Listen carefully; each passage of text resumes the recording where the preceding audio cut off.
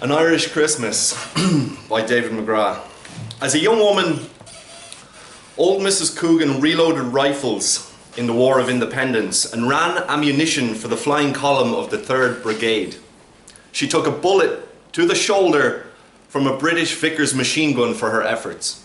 She was heralded as the brave epitome of the new Irish Republic and missed her image featuring on the nation's first £5 note by only 2 committee votes. Undeterred, she was responsible for bringing electricity across the mountain. She ran the post office. She ran the village phone. She was mother to 14, then widowed early, but observed an indefinite deep mourning for Mr. Coogan after he passed, becoming grandmother to 47, great-grandmother to 19, and great-great-grandmother to 7. She was the church's sacristan for 36 years before handing the responsibility down to her youngest daughter, Bunny Coogan. And throughout her life, she used her prominence in the community to become an adamant voice against blasphemy, contraception, divorce, abortion, gay marriage, rights for the transgendered, denying the stuff so hard and so furiously that she killed it out of existence. Then when it was dead, she said, "See, it's dead." And in her 109th winter, having seen 11 popes come and go, old Mrs. Coogan ascended to the kingdom of heaven to live with Holy God after some dirty, stinking, nasty, evil, despicable, revolting, out-and-out scumbag animal went and shot down her chimney, killing her from the fright of it. Tom Phelan, owner of Phelan's, the only pub in Ballybald, went across Bridge Street to where old Mrs. Coogan was laid out for the wake, one of the first to pay respects, and returned saying he never before seen such a frozen expression of terror on a body, saying, "It won't be on any fivers anytime soon, I can tell you that much for nothing." Tom Phelan further reported to the drinkers in Phelan's that Bunny Coogan was blaming a murderer she accused he himself of harbouring in his pub, and it shook Ballybald. People found it tough to take, to have somebody walking amongst them, capable of perching themselves bare-arsed on the chimney of a house so pious, bearing such malice against the living saint of a woman who made her home there, a woman who gave so much, not just to Ballybalt, but to the nation, and then to shit down her chimney. It was just tough seeing humanity at that low a level. And with only a few days until Christmas, there were whispers of treading lightly with talk of Santa Claus this year. It perhaps in bad taste, talking about who or what might be coming down the chimney with so many grieving Coogans around. Whoever did it will get their comeuppance, people said. What can you do? They asked. So the tree stayed lit and the stocking stayed hung, but with the children tucked in and told not to worry, that everything was okay, that they were safe, the over-anxious fathers of Ballybald went outside to grease the drain pipes, and fearful mothers burnt plastic in the fires to push smoke out the chimneys as black as a Protestant's heart. The next morning, after some dirty, stinking, nasty, evil, despicable, revolting, out-and-out scumbag animal had went and done another shit down Bunny Coogan's chimney, this time it kicked off Cat A. Clismic. Bunny Coogan raged down Bridge Street and into the Garda barracks like a chemical fire to paint the sergeant up against the fucking filing cabinet. "Word has it you were in Phelan's all yesterday!" Bunny Coogan shouted into his face. "Half what I ever solved was in Phelan's." "They're bad in Phelan's." "They're bad in Phelan's, but they're not this bad, Bunny. I'll find out who's responsible and I'll stop them." You'll do more than stop them! What more do you want? I want them charged! Charged? With what, Bunny? With murder! What else? For shitting down a chimney. Bunny Coogan, diabolical when she wanted to be, grabbed hard the sergeant's bollocks. Listen to me, you worthless sack of shite! Come Christmas, if this fucking filthy animal is not found and charged with the murder of my mother, I'll be making some inquiries of my own. Bunny, please! And we both know what I'll find, don't we? We know, the sergeant said. We know! An hour later, the sergeant drove down Bridge Street, hoping whoever shot down the Coogan chimneys would jump in front of the squad car, trousers around his ankles, and a soot ring the shape of a chimney pot around his arse. How's your bollocks, Sergeant? All the Coogans shouted into the squad car.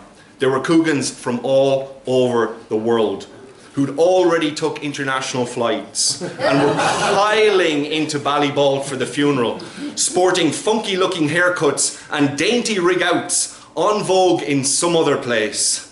Going inside the wake of old Mrs. Coogan to say their goodbyes, London Coogans, Toronto Coogans, Melbourne Coogans, double-barrel Coogans, and Coogans married out of the name but not the square Coogan face. Every one of them coming out worse for wear after seeing old Mrs. Coogan laid out. The next morning, on Christmas Eve no less, and for the third consecutive day, shit was found in a Coogan fireplace. It was war. The Coogans sealed up their chimney pots with super expanding foam, and a lookout rota was drawn up. They were under attack, and Ballybalt was either with them or against them. However, it had become apparent to the rest of Ballybalt that the perpetrator was compelled towards Coogan chimneys, and so far only Coogan chimneys. Taking the side of the Coogans might have resulted in shit coming down everyone's chimney, so folk kept their heads low. In turn, what was set to be a funeral to break all records, old Mrs. Coogan's funeral did not even fill Bridge Street with mourners. The Dungarvan florist did not need to take 2 trips to bring all the reeds across the mountain. There was not standing room only at the church, and every empty pew came as a slap to Bunny Coogan's face, finishing her mother's eulogy by cancelling Christmas. Oliver Cromwell wouldn't have been in it with this woman. Until this animal is apprehended, you can stop all the turkeys and puddings. Children began crying, and the congregation and Bunny Coogan thought good that this was more like it. Santa Claus, Bunny, whispered the priest. There is no Santa Claus! The final nail on the coffin came when a representative from the post office said after the funeral that perhaps now was not the best time to put old Mrs. Coogan's face on the new 70-cent stamp. What with the controversy? She missed the $5 by 2 votes, and now she's missed the 70-cent stamp because some dirty savage went and took a shit down her chimney. A woman who took a bullet to the shoulder from a British Vickers machine gun for this country. Not right, the Coogan said. This is not right. And Ballybalt said no, it wasn't right. It wasn't right at all, and then made for Phelan's, where Tom Phelan was sticking to Christmas tradition and begrudgingly handing out free beer as a thank you for everyone's year of drinking. And the punters settled down to get Christmas Eve drunk. Midnight Mass came to a close and the late crowd came in. People got chatting to people they hadn't seen this long time. The fire was crackling. The pool balls were clacking. The large whiskies were like a hot poker stoking Ballybalt's belly coals. Phelan's heaving. The mistletoe hanging. Glasses clinking. And life was grand. Until the sergeant burst through the door. In full uniform, Bunny Coogan at his side, scowling, throwing looks about the place that near froze the beer. No Coogan, you see, had set foot in Phelan's since old Mrs. Coogan's grievance with the condom machine in the men's bog. Chock-a-block with Johnny's. Advertisements on its front declaring its insides rubbery, ribbed and studded for her pleasure. The rotting core of this town, said old Mrs. Coogan, and a grudge festered. And this was Ballybald, where grudges were handed down through the generations like heirlooms. If a person had no property, no money, no prospects, no intelligence, no personality, and no luck, at least by Christ they had their mother's grudge to warm the cockles of their hearts in the cold and desolate wilderness of existence.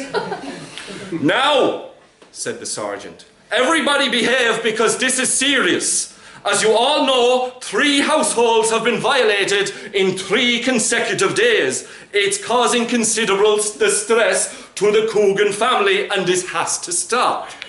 It is very serious. This person we're after has been profiled and will be male, aged between 17 and 49. So I'll be looking at the pub and the people in it very closely from now on. He'll obviously live in the local area. He'll be a sociopath, meaning he'll have several personality disorders manifesting in antisocial behavior, and he'll more than likely have a drink problem. He'll also have a problem with gambling and promiscuity, perhaps occasional substance abuse. He'll be a pathological liar and prone to outbursts of rage. The sergeant paused to compose himself for the next bit. And he'll have had a number of failed sexual relationships. Bunny Coogan gave a disapproving look at the word sexual having to be used in the sergeant's profile. He'll have a superficial charm and be skilled in manipulation, which helps him get away with all of this carry-on. And finally, he'll have defecated in public before.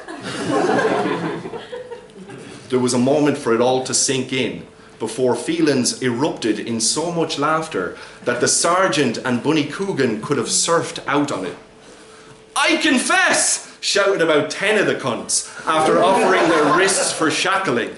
Another 10 of them suggested the sergeant himself was the culprit.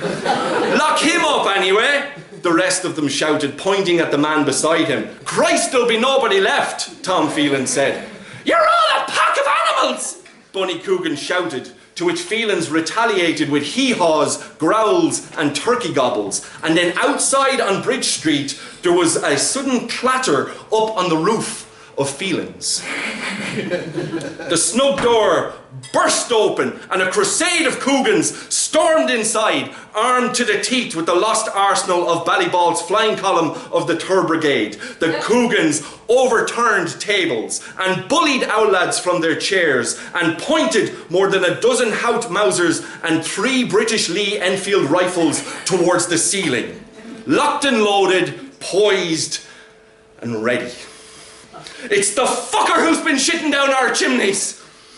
You have nowhere to go now, you dirty bastard!" "Hey," Tom Phelan shouted, "don't shoot them guns in here!" "Put them guns down," the sergeant said. "You'll be quiet if you know what's good for you, sergeant," Bunny Coogan said to take charge of the situation, her eyes the colour of murder.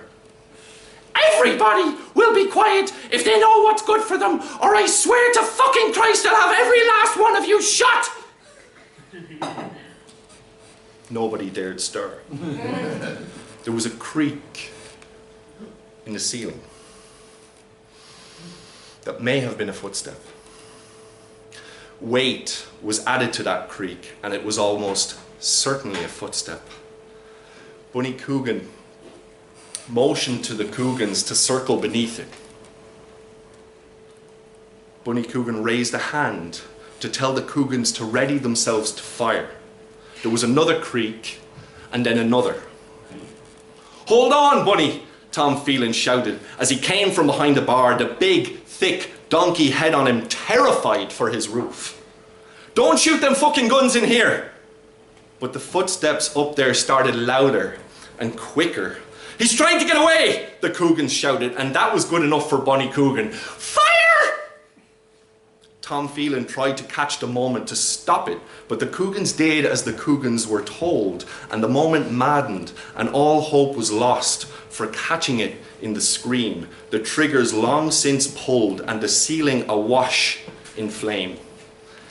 And as a blood rain began to drip down into Phelan's from the roof above, still the Coogans were not satisfied, Bunny Coogan ordering another reload and another round of firing into the heavens, this second assault collapsing the ceiling rafters altogether, to land down on the floor of Phelan's. A bullet-riddled Santa Claus, shot through and stone fucking dead. Happy Christmas.